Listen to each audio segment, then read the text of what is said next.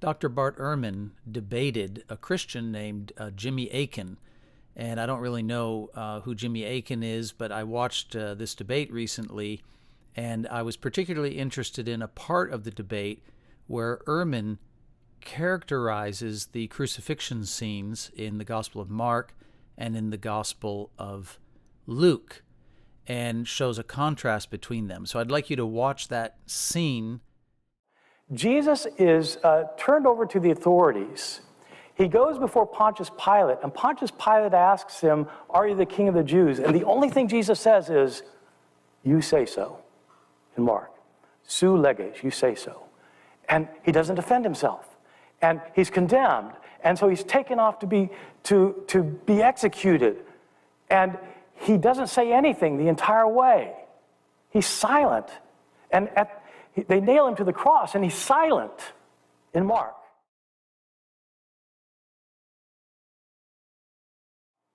He's hanging on the cross, and he's silent. Both robbers mock him, and he's silent. People passing by mock him. The Roman soldiers mock him. Everybody mocks him. He's hanging on the cross. He hasn't said anything this entire time, as if he's in shock in Mark's gospel. And at the very end, the only thing he says is he cries out. At the very end, he cries out, "Eloi, Eloi, lama sabachthani." My God, why have you forsaken me?" And he dies. Whew. Jesus, at the end, appears to be in shock. He doesn't say anything, and he wonders why God himself has forsaken him.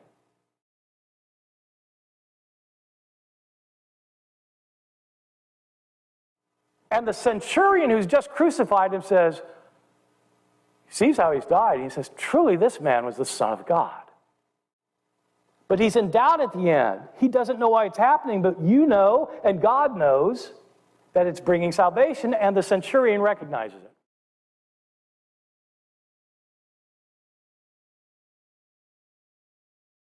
The centurion is the only one in this whole gospel who realizes that Jesus has to die even though he's the Son of God. In fact, he's the Son of God because he had to die.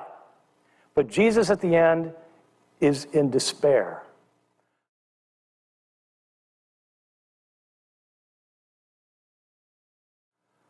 That's Mark. Contrast that with the Gospel of Luke. Luke has a completely different portrayal. In Luke's Gospel, Jesus is condemned. He goes out to be crucified, but he's not silent on the way to crucifixion. He sees some women weeping by the side of the road, and he turns to them and he says, "Daughters of Jerusalem, don't weep for me. Weep for yourselves and for your children for the fate that's to befall you." There's nothing about him being in shock here. He's worried more about these women than he is. He's going off to be crucified. He's worried about these women. He goes to the place of crucifixion, and he's not silent. They nail him to the cross, and he says, "Father, forgive them, for they don't know what they're doing." And on the cross, he's not silent. He has an intelligent conversation with one of the other people being crucified. And at the very end, the most telling thing of all, at the end, Jesus does not cry out, my God, why have you forsaken me?" In Luke's gospel, Jesus instead says, "Father, into your hands I commit my spirit," and dies. Here, Jesus is calm and in control. He understands. There's no agony, no despair.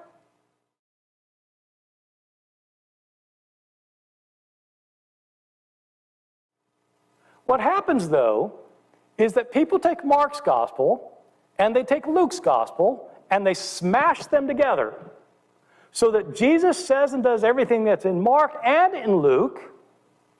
And then they throw in Matthew, which is different, and John, which is different, and you end up with a mishmash. You have taken each individual author and you've ignored what he's trying to tell you. You've created your own gospel in your head. So there are clearly two wrong ways to respond to Ehrman's characterization of the crucifixion scenes. One is for the atheist to blindly trust that Ehrman's characterizations are accurate.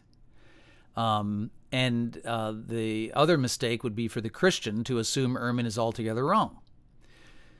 Now, Ehrman's overall point is clearly right. You cannot treat the Gospels as a unigospel written by one author at the same time in the same context and for the same purpose. So that part is clearly right. If you're just talking about are the Gospels reliable, you cannot assume a unigospel out of the four. Mark was likely written first, and so on. The question is, as far as I'm concerned here, is with regards to Mark and Luke, when Ehrman offers an extended example by interpreting those crucifixion scenes, is he accurate? And how accurate is he? So what I'd like to do is just delineate Ehrman's main points, and then we'll look ourselves at the accounts in the Gospels and try to concisely draw some conclusions about the way he characterizes them. So how does he characterize Mark? Well, he says that Jesus is silent at his trial, except that when Pilate asks him if he's the king of the Jews, he says, "You say." And then he says that Jesus is silent while being mocked by the crowds and the robbers. And then he emphasizes that, Ehrman does, that Mark doesn't have any sayings from during this period, the crucifixion scene, except just one saying. And that one saying is the quotation from Psalm 22, verse 1, my God, why have you forsaken me?" So the conclusion is, from Ehrman, and these are now some quotes from him, Jesus is in shock. He's in despair. He doesn't know what is happening. And he wonders why God has forsaken him. All right? Now, let's look at his what he says about Luke. He says in Luke, Jesus is worried more, well, I should begin by saying he emphasizes the four sayings from Luke that are in the crucifixion scene. And then, so these are the main points he draws from that he's more worried, Jesus is, for the women than he is for himself at the beginning of the crucifixion scene when he's being brought to Golgotha. And then point number 2, there's nothing about him that is in shock, which is meant to be in contrast to Mark. He's not silent on the cross, but he prays for the forgiveness of people. Father, forgive them, for they know not what they do. And he's not silent toward the robbers, because he says, today you will be with me in paradise. And he's contrasting this in Mark, where he's silent. And then point number 5, Jesus knows exactly what's happening, why it's happening, and what's going to happen afterwards. That's almost an exact quote, I think, right from what he said. And then, of course, there's no quotation, my God, why have you forsaken me? But rather there's another quotation, into your hands I commit my spirit. And his conclusion here is that Jesus is calm. He's in control. He understands. There is no agony and no despair. So he contrasts this account in Luke with this up here in Mark, okay? So that's what we get out of the way Ehrman delineates these two crucifixion scenes. I really just want to be charitable and as accurate as possible to what I think is exactly what he was trying to get across. Okay, now, what I'd like to do then is look at Mark's account. Okay, Ehrman is right that you cannot take the Lucan account or the Matthean account or John's account and then try to supplement or fill in the meaning for Mark. That's true. But we can take Mark's account, right, and use Mark to better understand Mark. I mean, I think Ehrman would agree it'd be irresponsible to just look at one piece of Mark's account of the crucifixion climactic scene in the gospel and not incorporate the other parts of the narrative that Mark offers to us. You would have to at least use Mark to interpret Mark. And what I'm going to do with this is I'm going to let Mark speak for himself. So I've delineated here, I've put in order a number of selected quotes from the final 2 days, the climactic crucifixion scene from Mark chapters 14 and 15. This is one section. Actually, 14 to 16 is the section, but this is the 2 days, the final 2 days, all right? So they're one giant narrative. It begins with the preparations for the Passover, the things that happened here just 2 days before the Passover comes. And what we learn is that the chief priests and the scribes were seeking how to arrest Jesus by stealth and kill him. So they're planning to kill him. And the next scene is Jesus at a dinner party in Bethany, just on the backside of the Mount of Olives. And while he's there, this woman anoints him, and the disciples complain about it, and he defends her by saying, "She has anointed me beforehand for burial." So this is Jesus speaking about his death. He knows that she's preparing him for his burial. Sorry, I'll try to just let Mark speak for himself and not tell you what he meant. But let me ask you this. Does this verse indicate that Jesus is aware he's going to die? That's my question. Is he aware? All right, the next statement is that Judas sought an opportunity to betray him. And we know what that's going to lead to. Now, the next scene is the Passover scene. And Mark tells us that on the first day of the unleavened bread, when they sacrificed the Passover lamb. So that's Mark reminding the reader that the unleavened bread feast was when they sacrificed the Passover lamb, reminding the reader of what happened at that festival and what event was happening in the past, what happened in the past to lead to this holiday, that a Passover lamb was sacrificed on behalf of the firstborn sons of Israel, so that the Israelites would be delivered from bondage and eventually reach the promised land. And Jesus initiates this supper, where the disciples asked him, "Where will you have us go and prepare for you to eat the Passover?" And then they have the Passover. And as they were reclining at table, Jesus said, "Truly I say to you, one of you will betray me."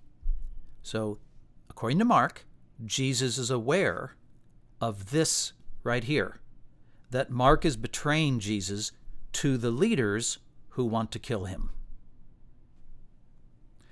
All right? Now, the Son of Man goes as it is written. The Son of Man goes. Now, this is right after he has announced his betrayal. Verse 18. And all the disciples say that they're not going to betray him. And in verse 21, he says, "The Son of Man goes as it is written of him." So, what does Jesus mean by that? That the Son of Man is going as it is written of him. Does he mean there was something written in Scripture beforehand about what was going to happen to him? That's a question. How else would you interpret it? All right, then as they're eating, he took bread and he broke the bread and he said, "This is my body." And I'm asking you, what does he mean by that? And then he took the cup, and when he had given thanks, he said, "This is my blood, which is poured out for many." So now I'm going to ask you, this body being broken, the bread broken, drinking the cup, the blood poured out, a body broken and the blood poured out, and this is his own body? So now I ask you, according to Mark, is Jesus clueless about his death? Is that what you would conclude from this scene? All right. Then Jesus said to them, "You will all fall away, for it is written, I will strike the shepherd." This is from Zechariah. "I will strike the shepherd, and the sheep will be scattered." Now the disciples interpret him as referring to them being scattered. They're the sheep who get scattered. So what does this mean? I will strike the shepherd. What's that referring to? All right, then he says, "After I am raised up, I will go before you to Galilee." Now, after I'm raised up and I will strike the shepherd, does that sound like someone who's unaware that he's going to die? Or he's unaware he's going to be raised from the dead? All right, then he goes to the garden, and he fell on the ground. He fell on the ground, and he prayed, if it were possible, the hour might pass from him. And he said, Abba, Father, all things are possible. Remove this cup from me. Yet, not what I will, but what you will. All right, is he in agony? Over what? What does he mean, remove this cup? But he wants to do God's will. He then tells the disciples, watch, and he comes back to the disciples after he's prayed in the garden, and he says, watch that you may not enter into temptation. The spirit indeed is willing. Now, we just saw these words. The spirit is willing. Not what I will, what you will. And then he says, the spirit indeed is willing, the flesh is weak. What is he characterizing? Is he characterizing himself? That the spirit is willing, the flesh is weak? What is he characterizing by those words? The hour has come, he says. The hour has come. What does he mean the hour has come? What hour? The hour for what? Is it his death? The Son of Man is betrayed into the hands of sinners. Okay? He seems to know what's going on. Does he know what's going on? Then he says, rise, let us go. Let us be going. My betrayer is at hand. Does he mean he wants to flee? He wants to leave and escape? Is that what he's doing? Does he escape? Does he try to escape? Well, the next scene, of course, is they arrive and they arrest him. And, I mean, he's right there, right after he says this, just to be clear, like right here, they arrest him. And he says to them, is he silent? He says to them these words. He says, day after day, I was with you in the temple teaching, and you did not seize me. But let the scriptures be fulfilled. Does that sound like someone who doesn't know he's going to die? That doesn't know what's going on? That is in shock that he's being arrested? Does that sound like someone who's fully prepared to die, who believes that it has been written long ago that he's going to die? I ask you, as you're listening to me, what do you think? What's the most natural way to interpret that? Now the trials, all right? He remained silent and made no answer. Again, the high priest, so here he is. He remained silent before the false witnesses, is what that's referring to. And then the high priest asked him, are you the Christ? And Jesus said something. Is he silent there? Is he silent right here? He said, I am the Christ, and you will see the Son of Man seated at the right hand of power and coming in the clouds of heaven, quoting Daniel chapter 7. That's not a question mark. Daniel chapter 7, which is a reference to this divine figure who appears in the clouds of heaven coming to execute the judgment of God in Daniel 7. And Pilate asked him, and then takes over the dominion of the earth. And Pilate asked him, so this is now the trial with Pilate. Pilate says, are you the king of the Jews? And Jesus answered. Is he silent? Jesus answered, you have said so, tu leges, as Ehrman quotes when he describes this, which is an acknowledgement. Most scholars think it's acknowledging that he is the king of the Jews, but with some qualification. The chief priests accused him of many things before Pilate. And Pilate again asked Jesus, have you no answer to make? See how many charges they bring against you. So, clearly, I would ask you, is Jesus silent here? Yes, of course he is. It says right there, no, he makes no answer.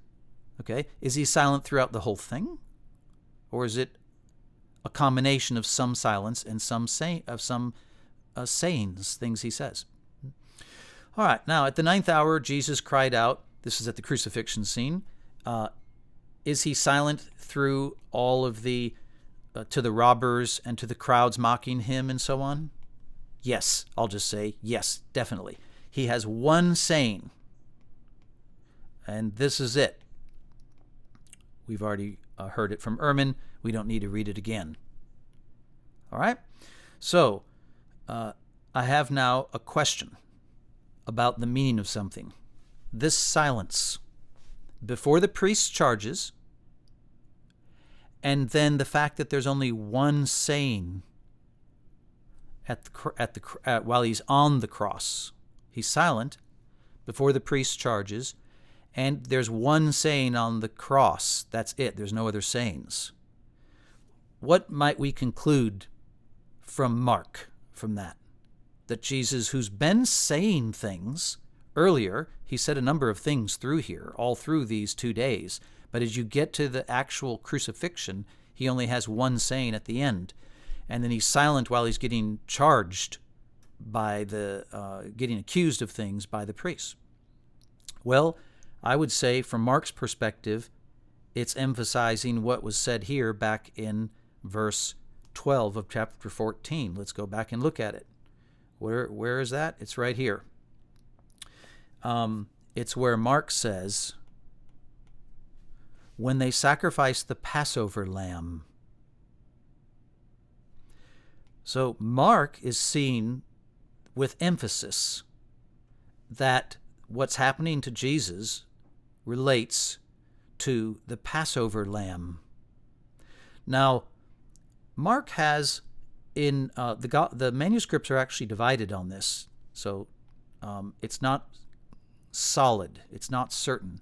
But there is a quote in the majority of the manuscripts anyway, in chapter 15, verse 28. Jesus was numbered among the transgressors. That quotation comes from Isaiah 53:12. Now, I want to be clear. I don't think you need this to draw our conclusion here, that what's going on with all this silence and Jesus not responding to the accusers is that he's going like a Passover lamb, not resisting his death.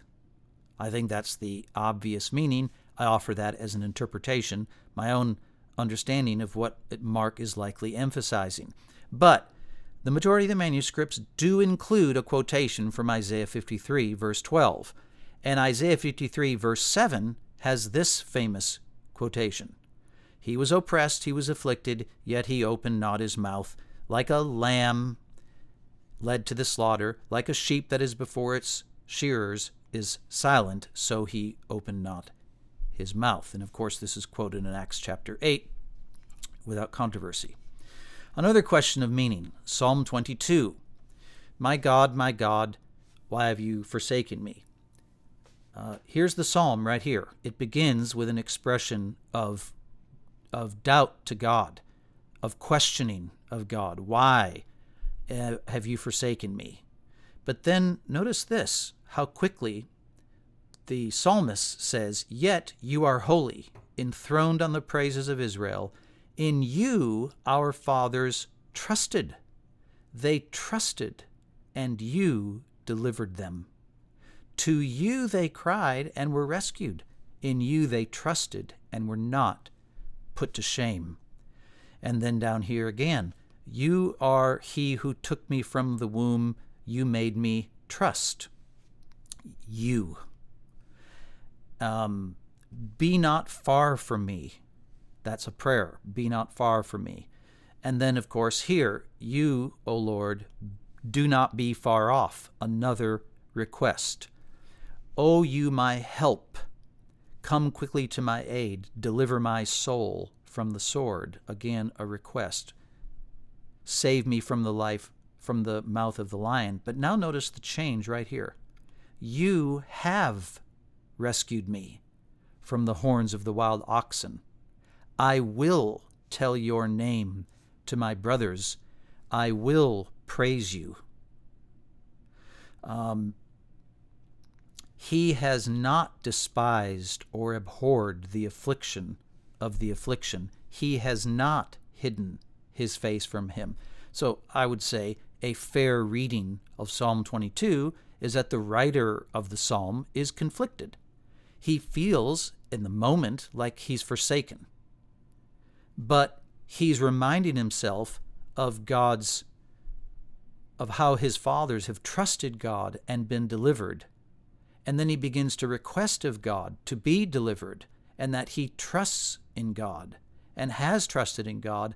And then he affirms very confidently that he has been rescued, and God will not leave him despised and abhorred, and will not hide his face from him.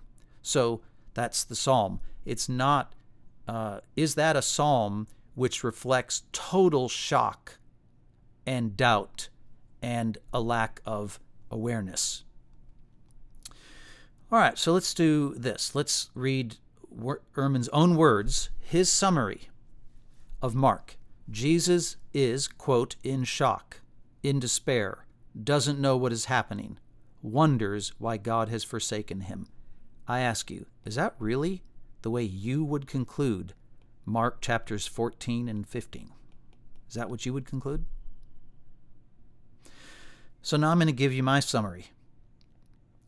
Number one, Jesus knows of his death as something purposed by God, written in Scripture long beforehand, which will seal the new covenant and thus deliver sinners from judgment, and which he is determined to fulfill. Hence, he doesn't try to escape, but actually goes out of his way, number two, to initiate his own death. Number one, by being in Jerusalem for the Passover, and also because he almost certainly sees a connection between his own death and the original story of the Passover. Certainly Mark sees that, where God delivered Israel through the sacrifice of the Lamb. Number three, Jesus confidently and calmly prepares his disciples for his death and his resurrection at the supper. Number four, Jesus agonizes in the garden over what he's facing, prays both for release and for God's will to be accomplished through him. His spirit is willing, the flesh is weak. Number five, Jesus is not silent at his arrest, at his trials. He speaks in both cases, at both trials, and he speaks at his crucifixion. He is not silent. He says something in all three contexts throughout those 2 days. But Mark's account does emphasize to some degree that Jesus was a couple of times silent when you might have thought he would respond.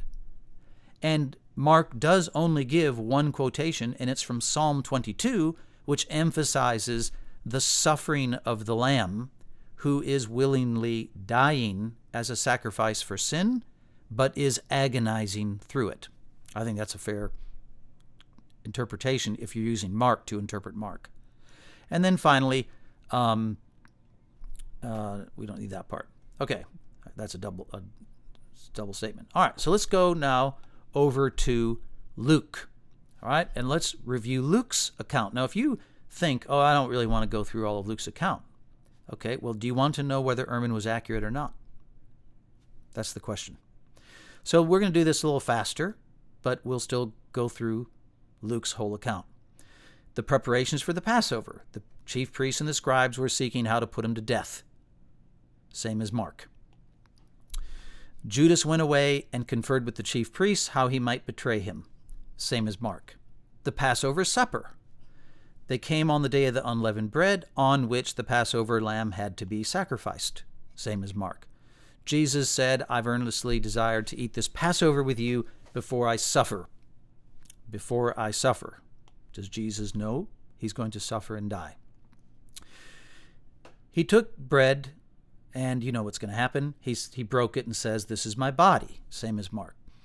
Likewise, the cup. He says, the cup that is poured out for you, poured out, is the new covenant in my blood. All right? Again, I ask you, is he aware he's going to die? He says, the Son of Man goes as it has been determined. Goes where? Where is he going? Is he going to die? Is that what he means? What else would it mean? For I tell you that the scripture must be fulfilled in me. And then the quote comes from Isaiah 53 about the lamb who's going to die.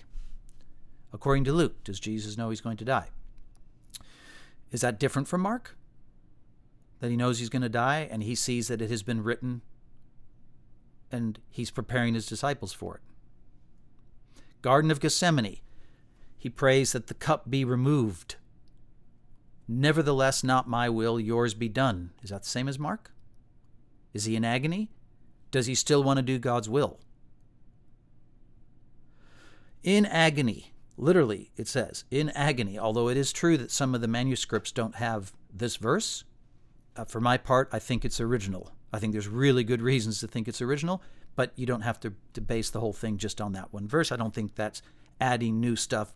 Clearly, Jesus is still in agony, or he wouldn't be asking for the cup to be removed from him. And then he says, I tell you, this is to the disciples, this scripture must be fulfilled. He was numbered among the transgressors, which, of course, we've already been referencing. The trials. The trials.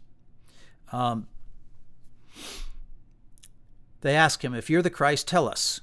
He said, if I tell you, you will not believe. If I ask you, you will not answer. But from now on, the Son of Man shall be seated at the right hand of the power of God.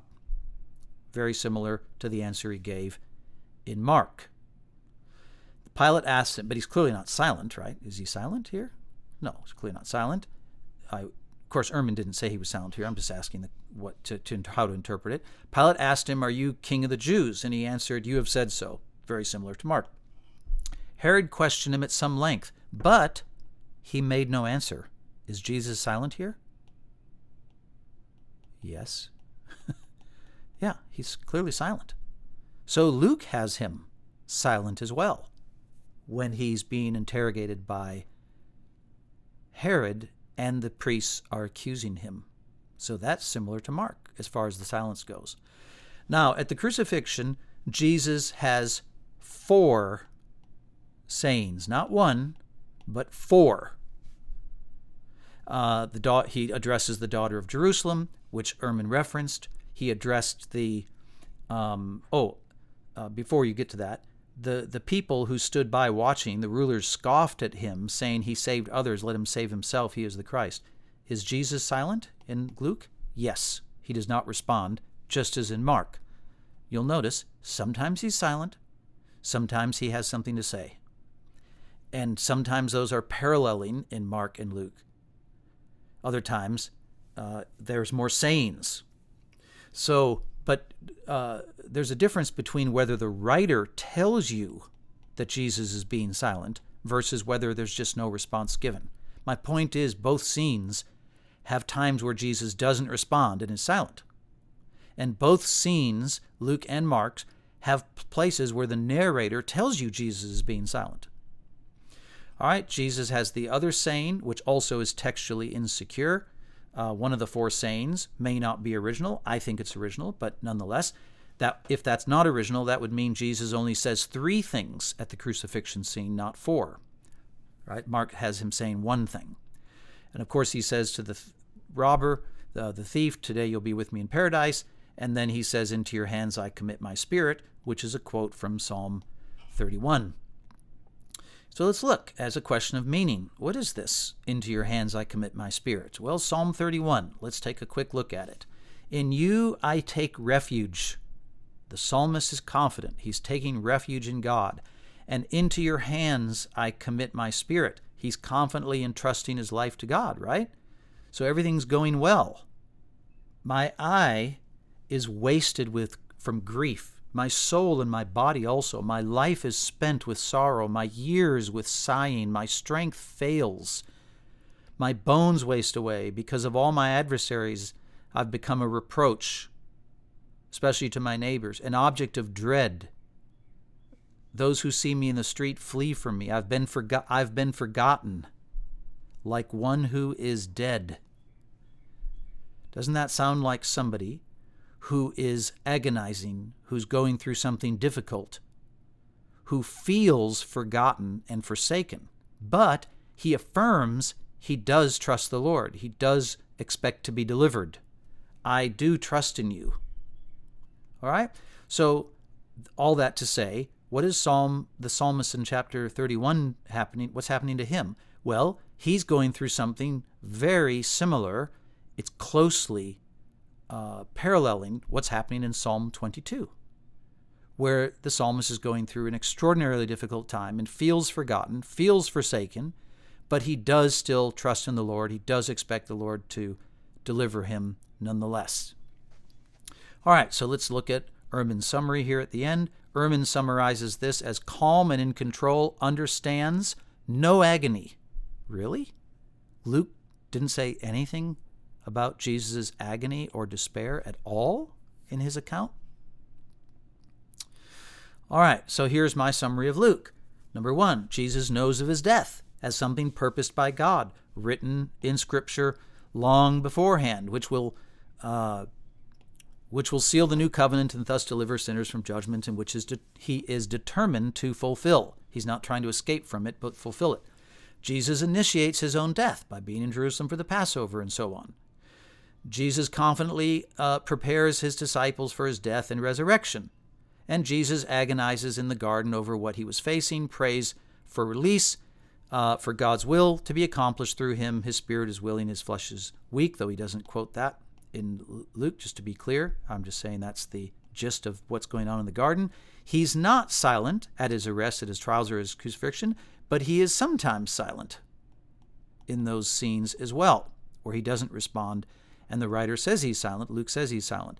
And then the final thing here, Luke includes a quotation from Psalm 31 to highlight that the psalm's twin emphases on the suffering of God's willing servant, who also confidently asserts God will deliver him, similar to Psalm 22. In short, this is pretty much the same delineation what we saw in Mark, as far as the narrative of the final 2 days and how Jesus is presented, except, of course, here in number 6, where clearly Luke does emphasize with his 3 or 4 sayings Jesus' confidence.